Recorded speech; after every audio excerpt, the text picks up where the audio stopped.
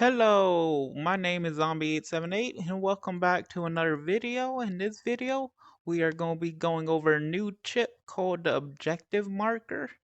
And to test out the objective marker, I would like all of you to say hi to my lovely friend. He is back again for another video. This monster I made a few years ago, still looking good as ever.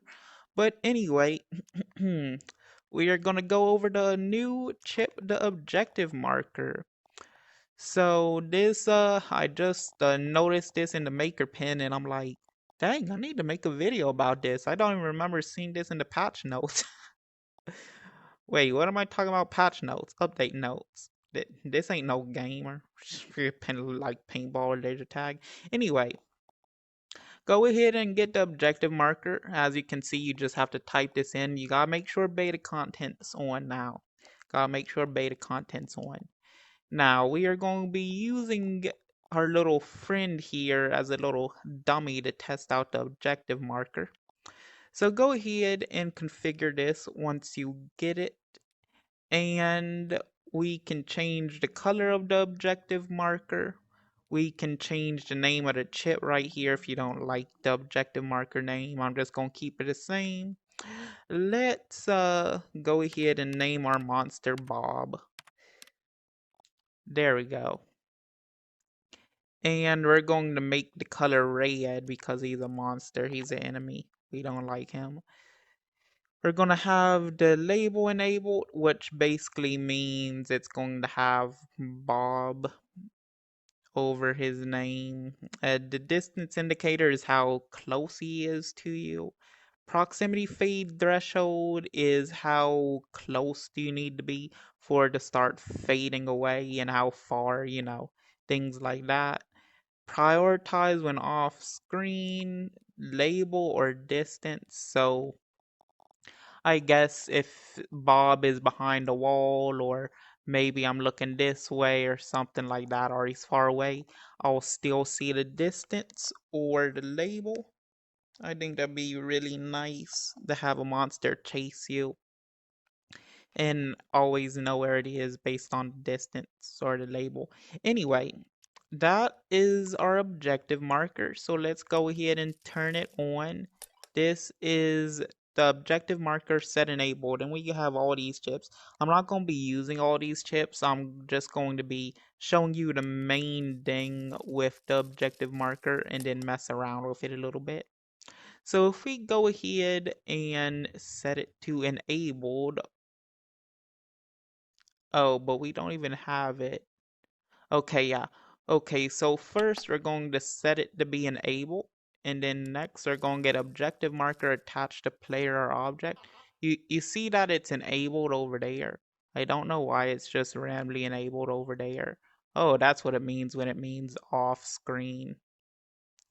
Okay, so I am going to attach this to Bob right here.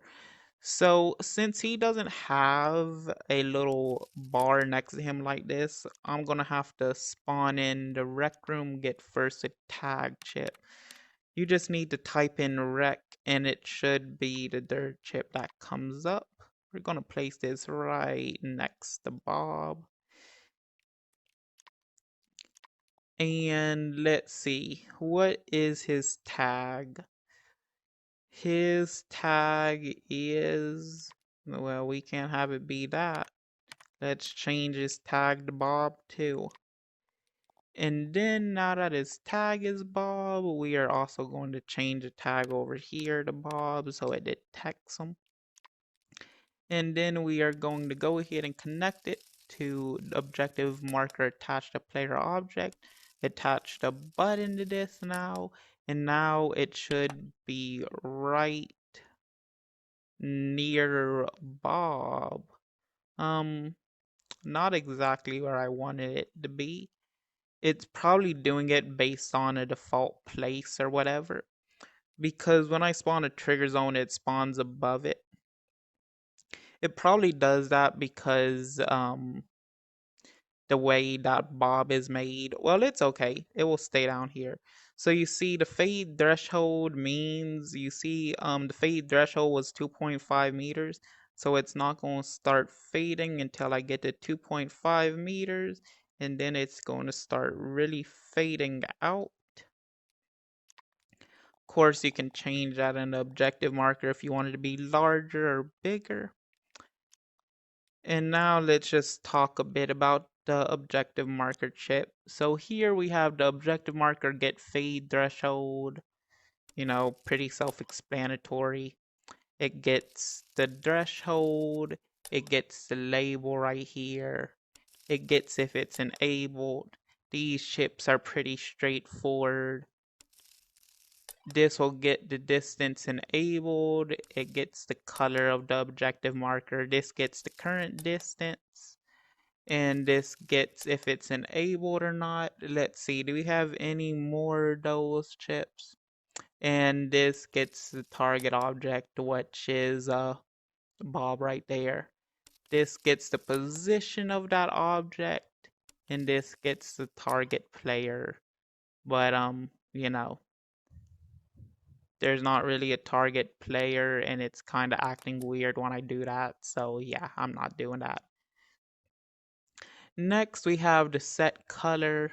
So we can go ahead and let's say we don't like red. I kind of like blue. Maybe he's an ally and not an enemy. Have you ever thought about that? Let's go ahead and connect that and turn him into a nice ally for us. Then we have the objective marker set distance enabled. So maybe you don't like knowing where the monster is and you just want to see the label. You can go ahead and disable the distance and bam, there you go.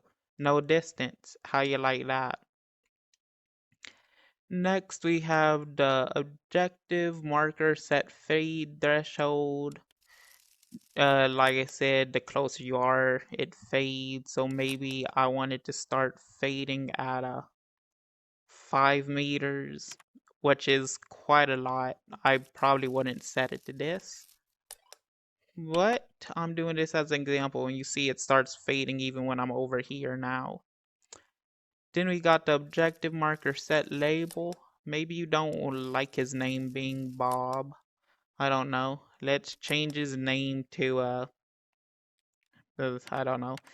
Let's do Zombie 878. There we go. Then we just press this button. There we go. There's Zombie 878 right there. Looks like a lovely fellow. Next we have objective marker set position. I don't know why you wouldn't just use a set position chip, because you could just use a set position chip, but okay.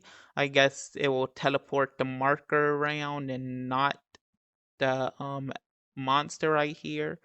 So for example, let's see. Does it? Okay, so yeah, it does follow the monster. Yeah, so I'm assuming if I set the position of the marker to be right over here, the marker will jump right over here. We won't mess with that. And last but not least, we have objective marker set label enabled. Maybe you don't want to see his name. It's okay, you don't have to see his name. He can just be nameless if you want. And yeah, there you go. Now you got a nameless monster there. And you see how when it's off screen, it just shows you the label. I mean, he doesn't have a name, so it doesn't show the label now. But if you want it to show the distance instead, or things like that, when it's off screen, you can go ahead and change that. Okay, so if you like the video, like, comment, subscribe, and I will see you in the next video.